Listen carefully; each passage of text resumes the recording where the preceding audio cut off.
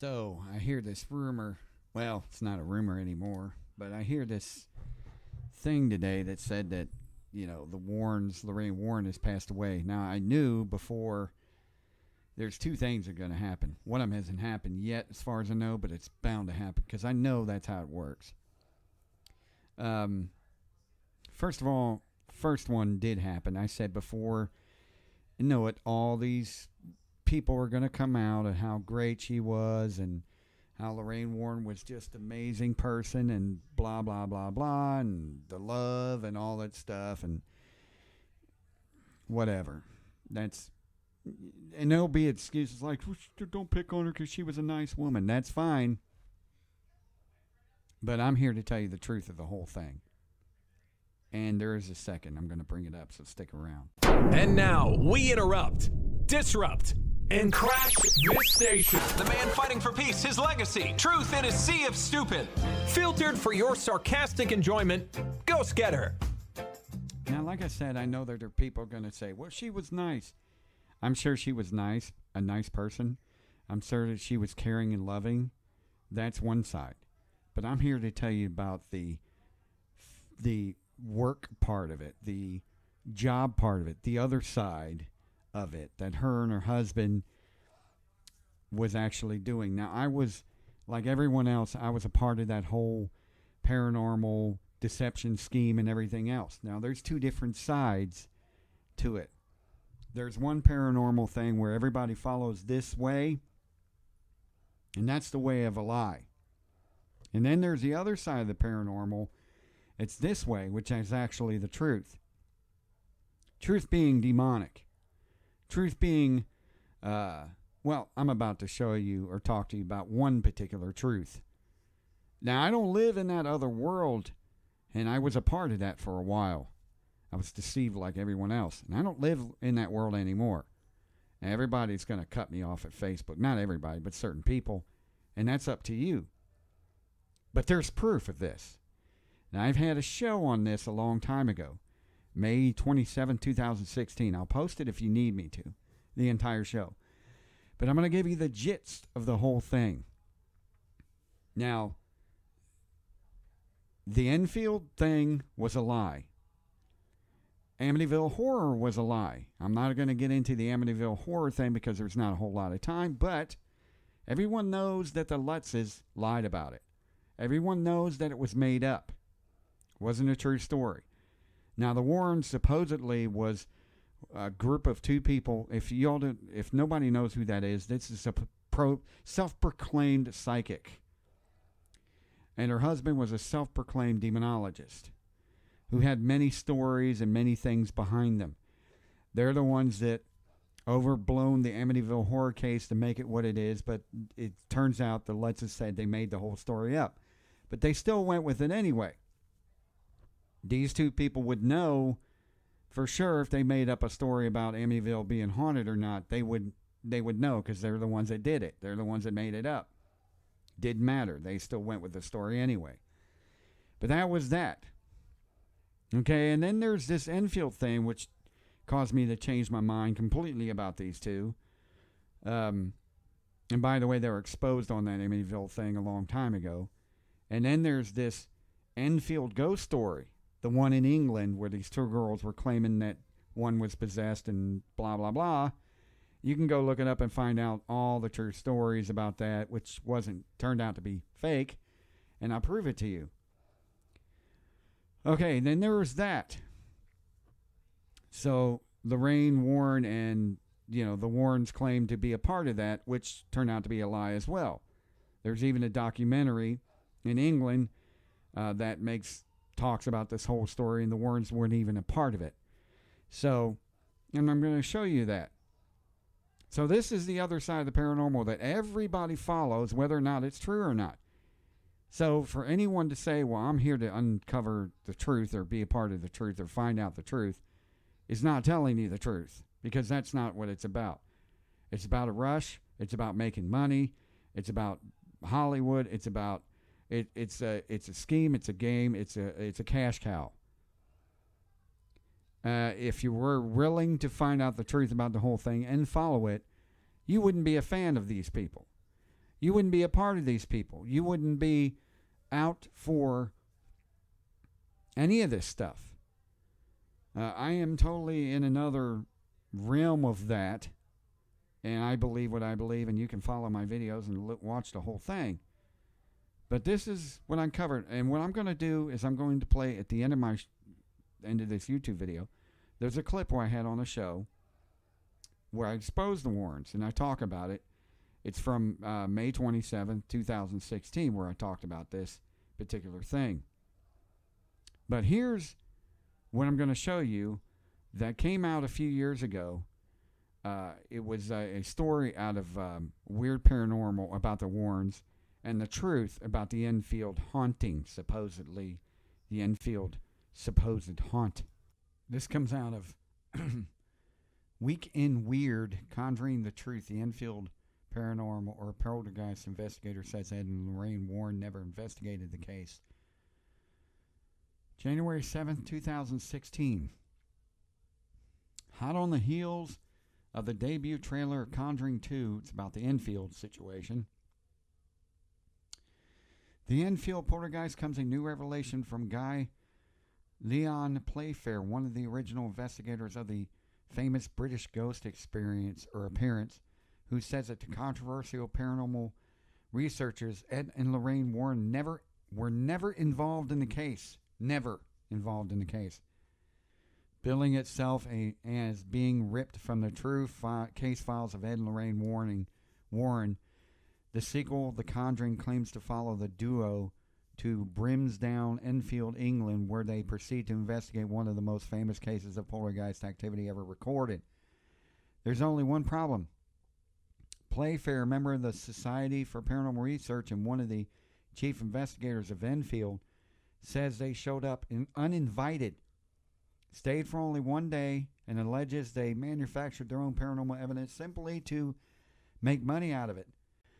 The claims come from a brand new interview with Darkness Radio Dave Schrader, which I don't believe either half the time,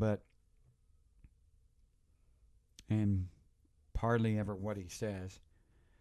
Mr. Playfair, I'm sure you're familiar with Ed and Lorraine Warren and the research work.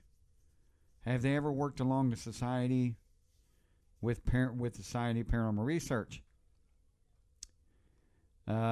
No, I bumped into Lorraine Warren once or twice, Ed Warren and Lorraine, and I got the impression that Ed Warren was, well, laughs, fill in your own expletive. I wasn't impressed at all. Lorraine is still living, well, died today, so I'll refrain from commenting on her, but she was quite pleasant when I met her. They did turn up once, I think, in Enfield, and all I can remember is Ed Warren telling me that he could make a lot of money from me out of it, or for me out of it. So I thought, well, that's all I need to know from you. And I got myself out of his way as soon as I could. I said was not impressed. He didn't spend. I don't think he went there more than once. And I did read somewhere a transcript of a lengthy interview which he alleged to have with one of the girls, which they couldn't remember giving him. And it was describing all the sorts of marvelous wonders which I don't think ever happened. I think he was a complete, fill in whatever word. Dave says, I understand, so you don't feel that, especially interactions you had with him, you don't feel that maybe they could have best intentions when it came to investigations of these cases? Now, this is why I don't believe in Dave Schrader, because he's in bed with all these people. He's been known to be around and hang out with John Zaffis and Ed and Lorraine Warren and all them. So he's trying to make it out to be, well, they're not in bed. They have good intentions. This is why I believe this story, because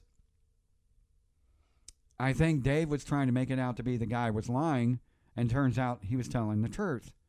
So I think he was trying to make it out of something that didn't actually happen. So that's what I'm thinking. So, okay, have you heard or in any research, have you come across any proof that Ed and Lorraine Warren had anything to do with consulting or being part of the investigation? Certainly not, Guy said. Nobody ever mentioned them. I mean, I don't think anybody in the family have ever heard of them until they turned up, uninvited. Oh, so just came out. Guy said, he was, and he didn't come again, and we just said forget about him. So he came out to the site uninvited and just showed up and tried to insert himself into the story, is what you maintain. Guy said, that's what I remember, yes. Guy also said it was quite brief. He was just one. He had so many come and going. I mean, I remember the one day he turned up. I think Lorraine was there as well. I also met them in Brazil. They sort of popped up all over the place. It was just no big deal at all. I mean, just a brief conversation with Ed at Enfield, and I say he was telling me how much money he'd help me make, and I politely declined to help. His help, and straying that that's not what we exist for in the SPR, and that was the last time I saw him. Now, the claim shouldn't come as any surprise to those who have taken even a cursory glance at the Enfield case in themselves, in which there's no record of Ed and Lorraine Warren's involvement, save their own, for their own. Admittedly, as someone who grew up reading the Warrens' books, was a big fan of the first Conjuring film, I was a little perplexed when the plot of the sequel was announced, already knowing that the SPR who handled the entire Enfield case. The question is, why would a studio take two paranormal investigators who worked on the cases like Amityville Horror, who wrote 6 books and were featured in 7 others, jammed into their story, barely earned a cameo in? Turns out they probably don't own the rights to their own cases.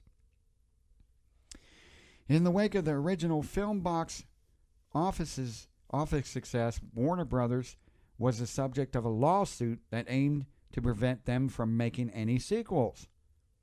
The suit came from producer Tony DeRosa, Evergreen Media Group, who owned the rights to the real-life case files of Ed and Lorraine Warren. Before licensing them, Warner Brothers, Evergreen Media claims that the new line was only granted rights on a very limited selected of the case files, less than 1% of total number of case files. This turned out to be more than Hollywood, and the Warrens' life stories in exchange for a purchase price for each theatrical production of use of those select cases, as well as crediting employing Mr. DeRosa as producer. Fun fact, Evergreen also sold the rights to the Conjuring television series to Lionsgate, which opened a whole other can of worms. According to Evergreen Media, the Warrens' career resulted in 8,000 case files, in which 25 were licensed as possible films. So it was all a money-making scheme. Simply opted rights to the Demonologist, a 1980 book written by Gerald Britton about the Warrens, who included brief mentions of their case files, included one that led to the Annabelle spinoff. Another in Ed and Lorraine claimed that they were present in Enfield poltergeist investigation. Sneaky stuff, but true. Sneakier still, the claim that The Conjuring 2 is from the case files of the Warrens, when not only can the original witnesses to the Enfield poltergeist not recall speaking to Ed Warren, but one of the head investigators for the Society of Paranormal Research adamantly states that allegedly manufactured marvelous wonders to make money off their brief uninvited house call. Here's a little piece from my show about the Enfield case and the one they did in England, the true documentary, not the movie, a documentary about the Enfield situation in England. And this I looked up the documentary, and I talked about it on my show on May 27, 2016, about the documentary that was in England. And this is an interesting piece of information that, you know, if Dave Schrader interviewed the real guy, this tells the truth of where, if Lorraine and Ed Warren was involved, this would tell you the truth that they weren't involved, because the documentary didn't even bring up their names of what happened with the Enfield case back in 2000. I'm not sure, but it was before 2016 when this happened. You know what's really interesting? The miniseries in 2015, The Enfield Haunting, supposed to be based on the true story, the one they did in England. I think it's really interesting that, starring Timothy Spell, Eleanor Worthington, Juliet Stevenson, Fern Deacon, Rosie Cavallero, Elliot Curley, all these people in here, Matthew McFadden, and all these people, okay? You look at all the actors, and there's a ton of them, and you look at all the people in here that played roles in the movie. Timothy Spell plays Maurice Gross. Eleanor Worthington plays Janet Hodgson. Juliet Stevenson plays Betty Gross.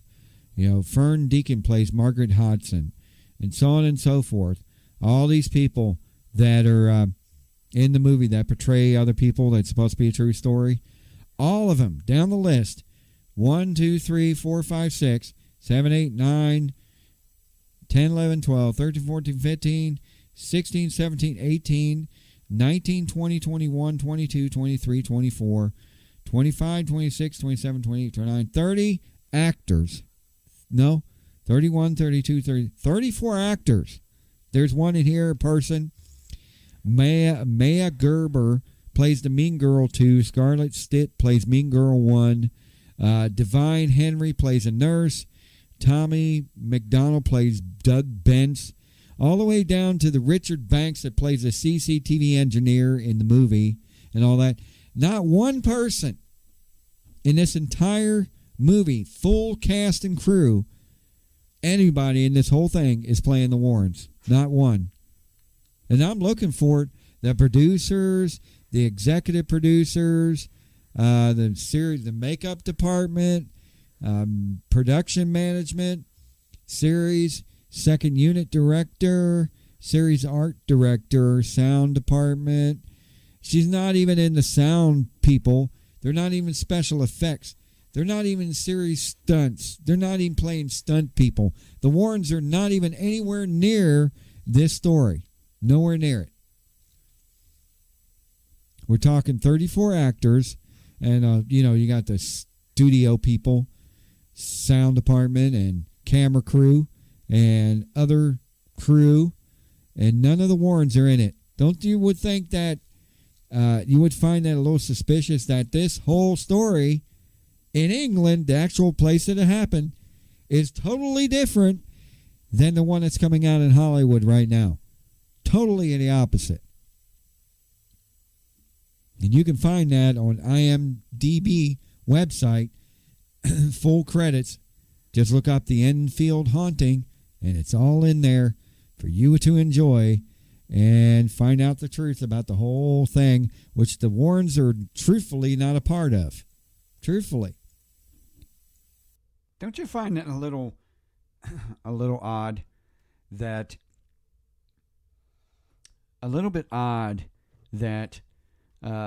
England, you would think England or something of that would at least have some kind of mention of those two in the movie.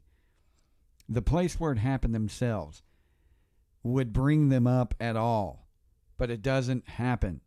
The documentary, the movie, it doesn't happen. The actual real investigators say they weren't a part of it. The people that make claims that something happened don't remember them. You think they would, especially if they turn out to be famous. I would say, oh yeah, they came to my house. I remember them. I can remember back in 1999 when I had problems and I was looking for advice, writing taps an email way back in the day. They never did answer, but I can remember something as small as writing them an email because I can remember them being around at the time. Something that small, but they can't seem to remember the Warrens being in their house. Then it turns out this whole story was made up. It was a lie. This is what happens when you do your research. You start to find out pretty suspicious, interesting things that were going on. The kids themselves grew up and told the truth and said that we made this up as adults. We made this whole thing up. Even the Amityville horror story. It was all made up. You would think the people that actually went through it are the ones you listen to. But no, they don't want to listen to them. They want to listen to the Warrens who made this stuff up and just did it for money. So why don't they just admit, well, they can't now, but why can't they just admit they weren't here to help others? They were here to make movies. They were here to make science fiction, Stephen King type books and all this other stuff. They weren't real. And that's why I say it's a difference between this paranormal over here and that paranormal over there. It's even the name has gone bad. You're going to believe some story that isn't true and go hang out with that and believe in that. That's fine. Because we have people that follow Star Trek and dress up the part. They go to these conventions. And the same thing with horror conventions and science fiction stuff. You have people that are so into it that they actually are into that. And that's fine if you want to be into that. But don't say you want to find out the truth, because the truth is it's a lie. It's not how it really is. The one that I see over here is not the same one that's over here. And now we hear that there's a new Ghost Hunters show, and how is that going to be any different? The only reason the name is changed is because somebody else owns the rights. But it's basically going to be the same thing. And what did I tell you about the second part? I said the second part is, the first part everybody's already doing. They're all going googly on the internet about how she is and how she was and how she was great. And she may have been a nice person, and that's fine, but they didn't tell the truth. What they did was not the truth. What they did was a movie. What they did was a convention. What they did was sci-fi. What they did was Star Trek. That's what it was. Okay? It wasn't what it really was. Now, it's funny that Dave Schrader didn't pursue this truth, and that's no surprise to me, being he was friends with him. So I was finding all kinds of different holes in the whole story. So the second part is, I believe that people like Huff, Fake Huff Paranormal, and Ghost Adventures, and Zach Baggins, and those dimwads are going to end up, we're talking to Lorraine Warren on the Ghost Box. So they're going to make these claims that they're going to speak to her. This is coming. If it hasn't already, it's coming. You're going to start seeing videos and people posting stuff on Facebook that Huff Paranormal, which is proven to be another lie, and Ghost Adventures, which is proven to be another lie, is going to put this stuff out and claim they're speaking to her on a ghost box, which isn't true at all. You watch. I'm telling you, it's going to happen. I'm telling you. So it turns out so I started doing my research, and I started finding holes in this Enfield story, and it turns out it wasn't actually real. As the people got older, they admitted that they faked the whole thing, and there were interviews where the people that were interviewing were actually ignoring what they were saying. They ignored what the kids said. Now, you can hear it back then in interviews. Listen to this. From one of the interviews, I believe this was PRS at the time, interviewing the two girls, and listen to what they say. How does it feel to be haunted by a poltergeist? It's not haunted. Shut up. Why isn't it haunted? I don't know. Now, you hear in the background the girl saying it's not haunted, and her sister saying, shut up. And then he asks, why isn't it haunted? And she says, I don't know. So they basically told the truth. They screwed up in the interview, and he asked her about the haunting, and she says it's not haunted, and her sister in the background tells her to shut up. And then he asked her, why isn't it not haunted? And she said, I don't know. Let's play it again. How does it feel to be haunted by a poltergeist? It's not haunted. Shut up. Why isn't it haunted? I don't know. Now, why was there no mention of this before? Why isn't it now? This interview was in the 70s. Why isn't there no mention of this? Now, it turns out it was made up and all this stuff. So my question is, why did the Warrens stay with this story? The same thing goes with the Amityville. After everybody admits it was made up, the story's not true, we don't know who the Warrens are, they weren't a part of this. Why did they consider keep going with it when they're not supposed to? That's all I ask. The only reason is because it's not true. It's a lie.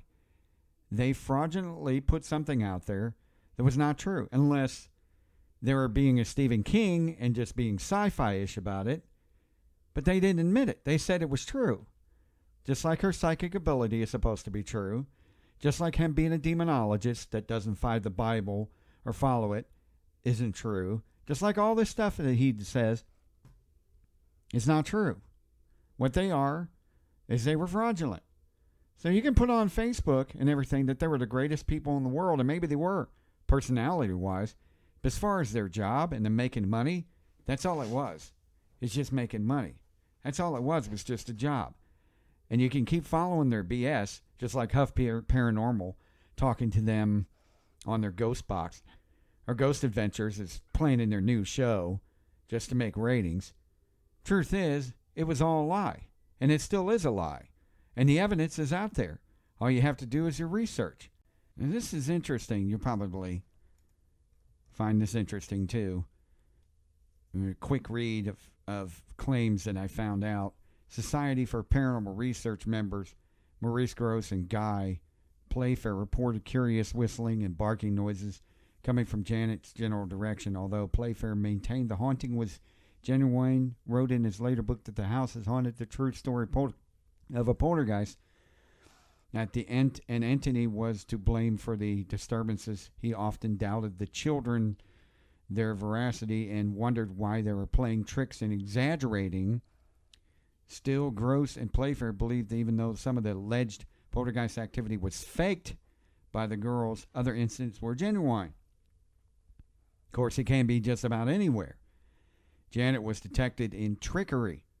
A video camera in the room next door caught her bending spoons and attempting to bend an iron bar.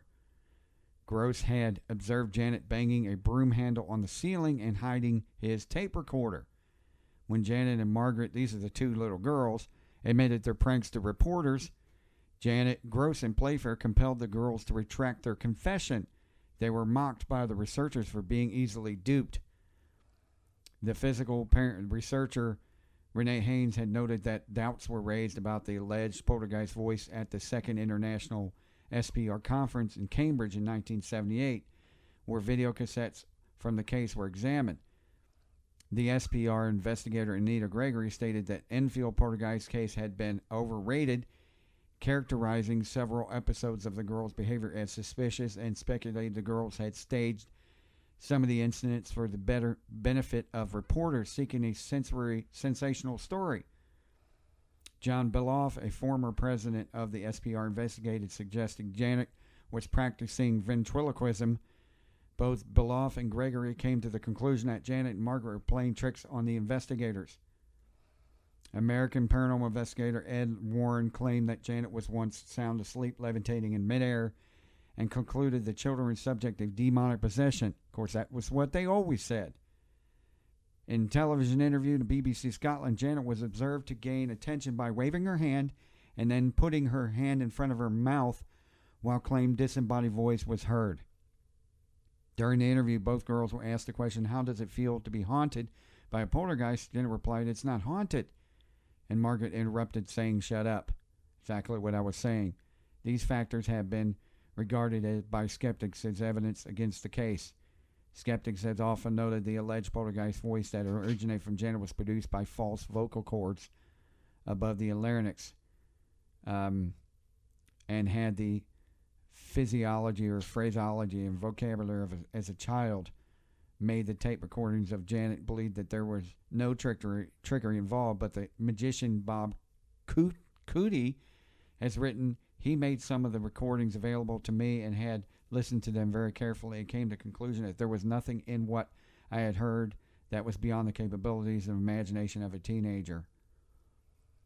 So that was that. So the truth is the truth. And, you know, if you lie once, then you might as well just throw the whole story in the trash, because that's what it is, a lie. You can't believe nothing they say after that. So the truth is, if their stories about the poltergeist, Amityville, and Enfield were made up, how do we know that the other stories weren't made up, like Annabelle, the doll, and everything else that they have in that museum just to make money? How do we know that that isn't a lie? You decide. But I'm telling you now, don't believe everything you hear. Do your research. I've been doing it for quite a long time. That's why I'm here. Which way do you want to go? Do you want to go the part where everybody else believes something that it isn't true at all? Or do you want to believe a totally different life and a totally different style? If you want to go to the Star Trek convention still, then that's great on your part. That's up to you. I appreciate everybody listening. And at the end here, be sure to like, share, and subscribe. And check out the links on the bottom. At the end here, listen to the clip I made. I have a short clip. Well, it's about 17 minutes. It's from the show in May 27th, 2017, that exposes the Warrens and who they truly are. You decide. Until next time, don't forget the clip at the end of the show, at the end of this video. Until next time, I shall see you later. See ya. This was Best of Movie Reviews by Pace J. Miller. This was in April 2009. It was pacejmiller.com. It was on The Haunting in Connecticut. And this exposes John Zaffis. This exposes Carmen Reed. This exposes the Warrens. And everything that they're telling you might make you think a little differently about who they really are and what they're really all about. But, of course, you're going to blow it off and run the other way and say, I don't want to hear this crap, blah, blah, blah. He's the greatest thing since sliced bread and all that stuff because he's got a new book out. Really? He's got a new show out. Really? He's got a new DVD out. Really?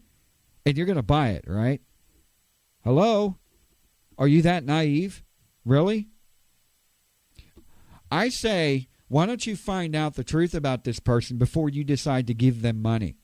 Before you decide to get in bed with these people, before you decide to follow them and be a part of their circle and their world, why don't you find out about these people before you really do? And I'm about to tell you why they don't do interviews on my show. And it has to do with Carmen Reed. Well, one of the reasons, of course, the same thing went with Ghost Lab and how they decided to change their minds about doing doing interviews on my show. This is exposing them for what they are, pretty much. Yesterday I watched based on the true story of film The Haunting in Connecticut. This is their website. First, a short review. To be honest, despite the poor reviews for the film I received, it wasn't all that bad. It was just average. And for the supernatural horror film, average is pretty good these days. In my opinion, it was one of those rare horror films that actually got better as it progressed. In the first half or so, they attempted to scare with your stock standard boo moments and the bloody, visceral shocks you'd expect to see in any regular PG-13 horror. I don't know why, but for some reason, I found myself actually frightened a few times in the second half, and that's a rarity for me nowadays. I've even forgot how insanely and ridiculously stupid and nonsensical, even within the confines of the film's own logic, everything was, and for that, 3 out of 5 stars. Okay, pretty good review, right? This person has to be pretty honest if they're going to not slam the film. They give it a good review, the film itself. Now, most of your people that will talk down about people in the paranormal will slam everything they do. It doesn't matter if they do a movie, a book, whatever it is. They will slam everything, which tells me this person's being honest because they gave the movie a good review. Now, it tells me that they're actually being logical about this article. Fact or fiction? After I got home, I started wondering just how much of this film was really based on the true story. What was it even a true story to begin with? Which characters existed and what parts of the film actually happened in real life? And so I turned to the trusty old internet for some answers, and the results were interesting. In the film, based on supposedly true events that happened in the Snedeker family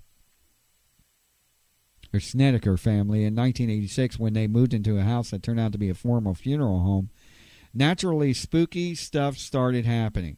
Their oldest son, who was 13 at the time and being treated for Hodgkin's disease, the Matt Campbell character from the movie, started behaving strangely, and their 17-year-old niece said she was fondled by unseen hands. The mother, Carmen, which is Carmen Reed, by the way, the Sarah Campbell character in the movie, also claimed to be the victim of demonic sexual assaults, which she never told me, by the way, when I was talking to her personally. She never told me. There were many other alleged disturbances such as water to blood, putrid odors, crucifixes going haywire or disappearing. Hollywood, people. Hollywood. But these were the most serious. Eventually, Carmen Snedeker brought in Ed and Lorraine Warren, the infamous old ghost-busting couple that covered the Amityville horror haunting, which was debunked, by the way, and still people still believe it. You know the funny thing about the Amityville horror incident? The people that actually lived in the house, the people that actually, this whole story the family was about, will tell you that they were lying to you. They said, we made it all up. They actually said they made it all up. People still believe the haunting itself actually happened when they said they made the whole thing up. They said they made it up. And people still believe what the Warrens say. The Warrens didn't live there. The Warrens just were ghost hunters that showed up in the house at a family that said they made it up. It was a lie. And there was a guy out there a few years ago, he's passed away now, that exposed this as not being true. He interviewed the guy himself, and all this guy's like, oh, well, I don't know if I believe him. But then the guy comes out and says it was a lie. I made it up. But people still believe the Warrens, which makes no sense at all, right? It makes no sense.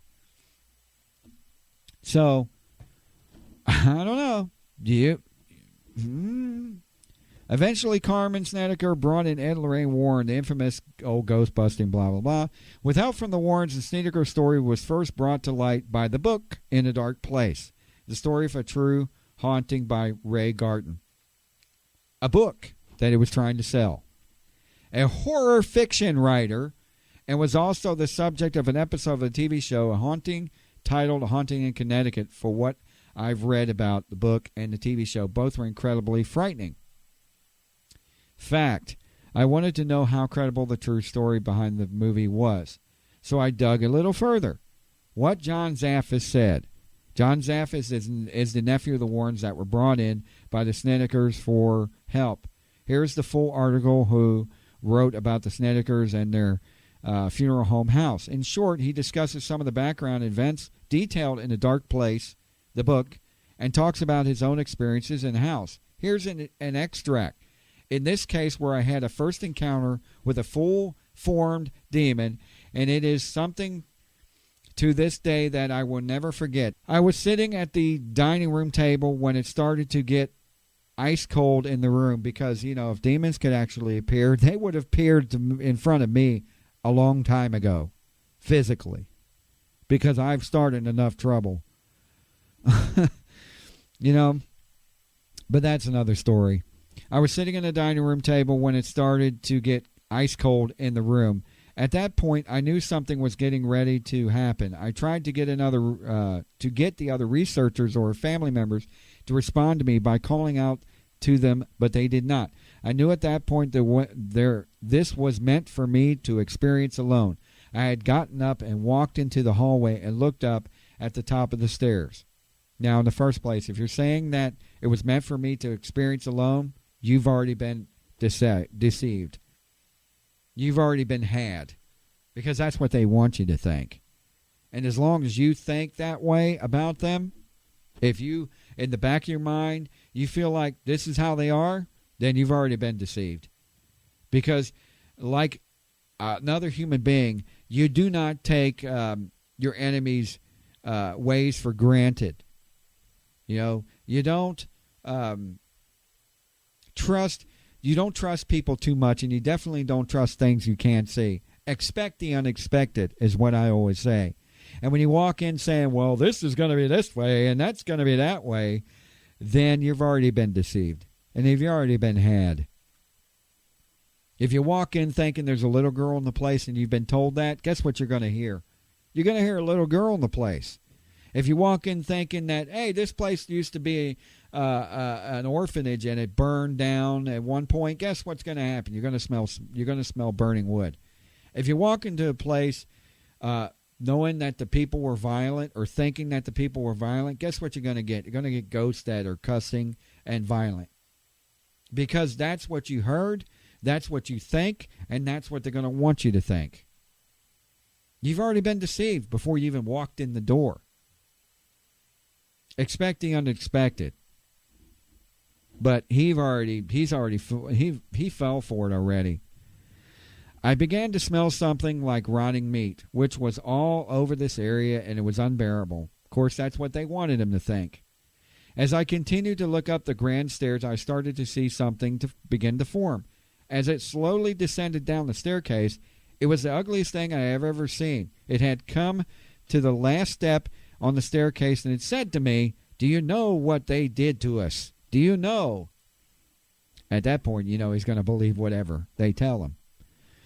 That was enough for me. I left the home and did not return for 3 days. I did not think I've ever encountered anything that has scared me as bad as that. I would not speak to anyone for days after that encounter, but I did go back to work on the case. The family needed our help. So pretty much scary, right? What Chip Coffey said. Chip Coffey is self-proclaimed psychic medium, spiritual counselor, and paranormal investigator, but became involved in the Snedekers when the TV show was made. Here's his blogger site. He also wrote an article about the haunting in Connecticut titled Demons from the Dark, which mirrored a lot of things said in John Zaffis' article. Here it is anyway. Carmen Snedeker is still around and has Carmen Reed, and she has her own website, which was surprisingly difficult to find. Follow the link to her page, but you can find it, but it's Carmen Reed. I must say, had I only seen Zaffis and Coffey's article, I would have found it all pretty convincing. Maybe not convinced, but it would have been convincing. But Carmen's website still smells funny. From the smiling star-shot portrait to the shameless promotion of herself, advertising supernatural investigators, including Zaffis, her touring lectures about the hauntings, which she's never done before the movie. And here's the clincher. The brand new book on the hauntings she is working on with Zaffis and Coffey. Now they don't sound so convincing anymore. After all this was going on, all this started to arise. Then she said, and she knows about my show, what it means, what it's about. She said, "Oh, you'll have to talk to my agent." Why? Why do you think I have to talk to your agent, Carmen? What do you have to hide? And I found it incredibly interesting that this person told me that I'd have to talk to her agent all of a sudden after speaking to her about this for a very long time. But to go on record, I have to talk to her agent. Really? Carmen also mentions the feature film, which she believes will bring a new understanding of what went on in the house. Clearly, she had no idea of what Hollywood producers had in mind. Fiction. From Carmen's website, the Snedeker story began to be completely fall apart.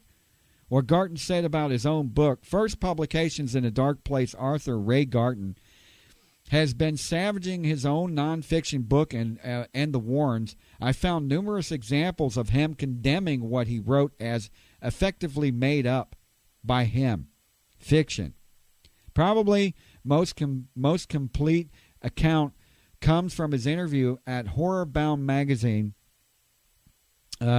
worth a read because it's quite funny and interesting and has some good advice aspiring writers at the end.